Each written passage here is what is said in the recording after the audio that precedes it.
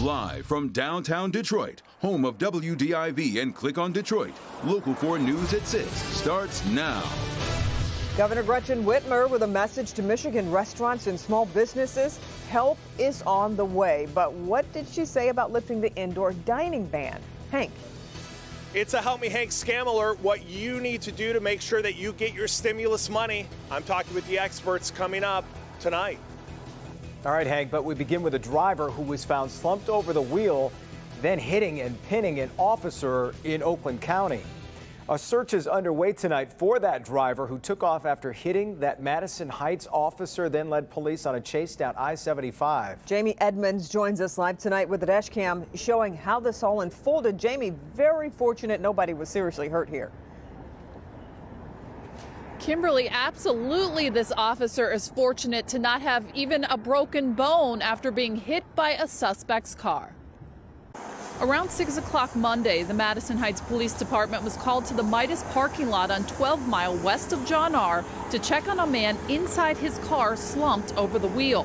It's once the officer made contact that things got scary. Oh my God. The driver, startled by the officer, decides to flee. While backing up, he pinned the officer between her cruiser and his Chevy Equinox. I can't think of a scarier situation for an officer when, they're trying to remove this guy from the vehicle. He's a danger to the public. He's fighting with them and then is able to get the car in gear. It had to be frightening at that time for those officers that were involved. And there's only so much you can do, and we have a lot of good tools, but they're only as good as what we can use and how much time we have to use them. Another officer chased after the man, speeding through traffic on 75 South. White male driver. Police ended the chase around 7 Mile with no sign of the Equinox. Police identified the suspect as 31-year-old Justin John Crawford. He's a white male, 5'11", 170 pounds. Last seen wearing a dark knit cap and a dark jacket with Lowe's 48 written on it. Crawford has a cross tattoo on his left cheek. Now, the officer hit is a 4-year veteran. She only has minor injuries. The police are looking for that Chevy Equinox. The license plate is DAT 166. They are also looking for that suspect. So if you have any information, call the Madison Heights Police Department. We're live tonight. Jamie Edmonds, Local 4. All right, Jamie. The man arrested in the death of a little girl in Holly Township was arraigned today. Samuel Smart is charged with first-degree child abuse and torture in connection with the death of 3-year-old Trinity Chandler on Saturday. Trinity's family says she had severe bruising and internal bleeding. They also say Smart, the mother's boyfriend, was watching Trinity while Trinity's mom was at work. A plea of not guilty was entered on his behalf. Governor Gretchen Whitmer hopes to reopen Michigan restaurants before her current indoor dining ban expires. The governor tonight saying state businesses, particularly restaurants, need help, and she's glad to say help is on the way. Rod Maloney is live tonight with a look at what the governor had to say about Michigan businesses and what the restaurant industry in particular can expect in the way of relief. Rod. Yeah, Kimberly, the governor knows and understands that there is a lot of desperation out there. I mean, there are restaurateurs who are opening knowing full well that they could get fined heavily, but they say they got to keep the doors open to feed the family.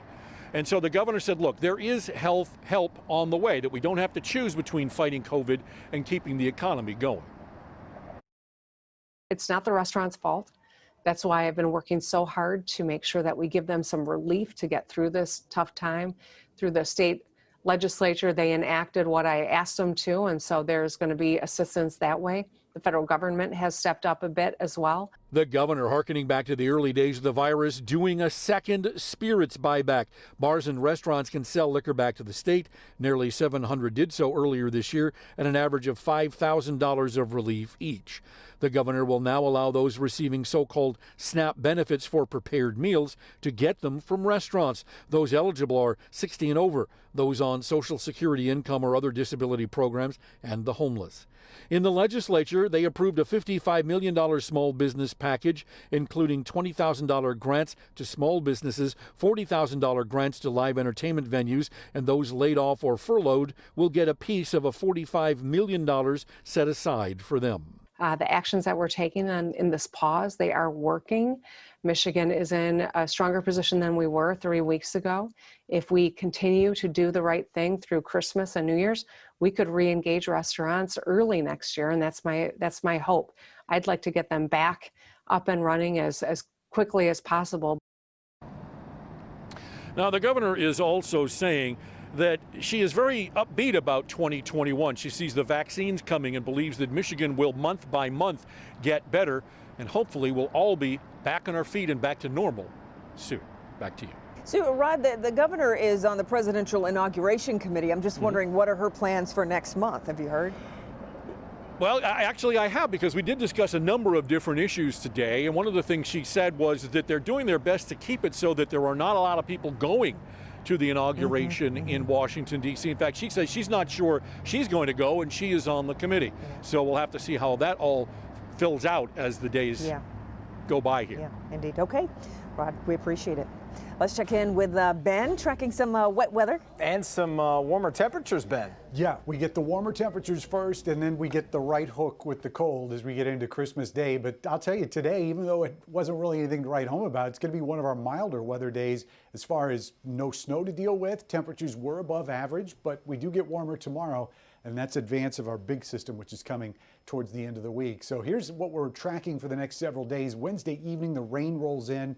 Christmas Eve and Christmas Day, we will be seeing snow, and there will be accumulation. So we'll talk about how much and when and who gets what. But the wind is going to be a constant for everybody on Christmas Eve, Christmas Day, and even beyond. And we're talking wind chills down into single digits because of those gusts that are going to get over 30 miles per hour at times. So coming up, we'll talk all the snow and some of the temperature relief after the holidays in just a few minutes, guys. All right, sounds good, Ben. Moving now to the latest coronavirus numbers in Michigan as the state's 7-day average continues to drop. Today, Michigan reported 3,082 new cases and 173 new deaths, including 72 deaths from a review of past vital records. The 7-day average for new cases is down to about 3,400. That average has dropped consistently this month, and we've learned more than 140,000 vaccine doses have been sent out in Michigan. More than 13,000 people have received the vaccine so far. And with 2 vaccines now available, your questions keep pouring in for our Dr. Frank McGeorge. Yeah, he joins us to answer a few of the questions received through clickondetroit.com. So, Dr. McGeorge, what are people asking? Well, you know, Kim and Jason, first, there's something I want to bring up. Vaccine information, it's developing very quickly. And although we have a very good understanding of the effectiveness and safety from the trials that were done to actually secure authorization, during these mass vaccination campaign, we will undoubtedly learn even more. One viewer asks, does a person need to be retested after they've had COVID and recovered? The answer is no. Once it's established that a person has been infected, we treat the illness based on your symptoms and clinical condition.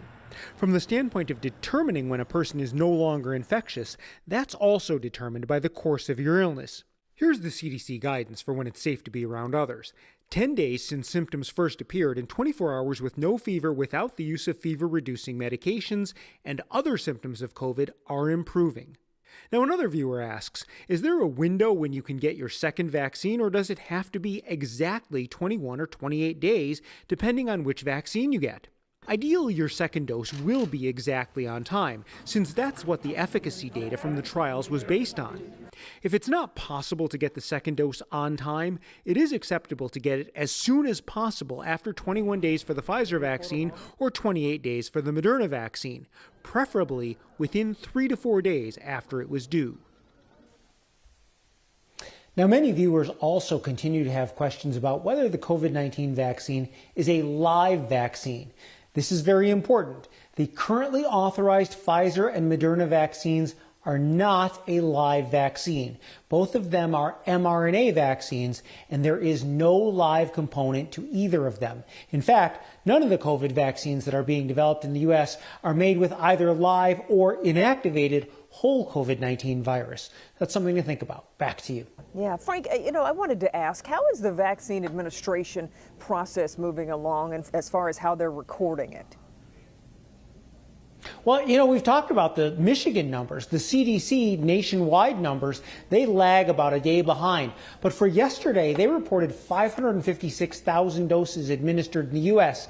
Now, today's number, interestingly, was 614,000, suggesting that in the last 24 hours, only 58,000 doses had been administered. Now, maybe there's a lag in the data recording, I don't know, but that's less than 15% of the reported 4.6 million doses that have shipped. So let's hope the process becomes a little quicker, or this is going to be a very slow vaccine campaign. Yeah, indeed. Okay.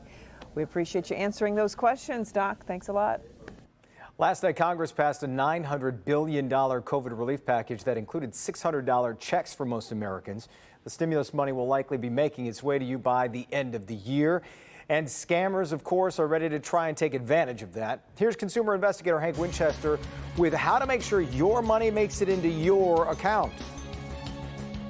That stimulus money will soon be making its way to Metro Detroiters, but scammers know it. So here's what you need to do to stay safe. The stimulus money will likely start making its way to you by the end of this year or early January, but scammers are already making their move for your money. The stimulus check is going to come just as the last one did through the CARES Act. So if you e-file, you'll be the first to receive it. Kurt Cassidy is a financial expert, and he has seen these scams before. A lot of con artists out there, it's going to be calling, emailing, looking for your personal information. They don't need your personal information. They don't need your bank account numbers. They have everything they need to send you the money. And I hope, since they had the platform in place and they laid the groundwork, we'll get it out quicker this time. Police already tracking new scams, seniors getting calls, emails, and text messages. Typically, the tone will be, we need to update your personal information. We need your banking information and your social security number. Unfortunately, it has worked, especially during the last stimulus payout. Thousands of seniors scammed across the country. Just know if you got the last payout, you'll get this one. The IRS already has your information. There's nothing more you need to do, so beware and be cautious. Make sure that you're being very cautious anytime you're receiving a text message or an email as well, that you don't click on any of the links within those messages. Either they're hoping to get your money or they're hoping that you're going to give them your personal information. I have more information about stimulus scams and also all the COVID-19 related scams affecting Metro Detroiters. Everything you need to know is on the Help Me Hank page at clickondetroit.com. I'm Hank Winchester. Help me, Hank. All right, Hank. Time is running out for holiday shopping, but our local restaurants, they have you covered. How you can get last-minute gifts and support businesses impacted by the pandemic at the same time. But first, Imagine Theaters announces its reopening plan, how soon the movies will be back, and what you can expect when you go.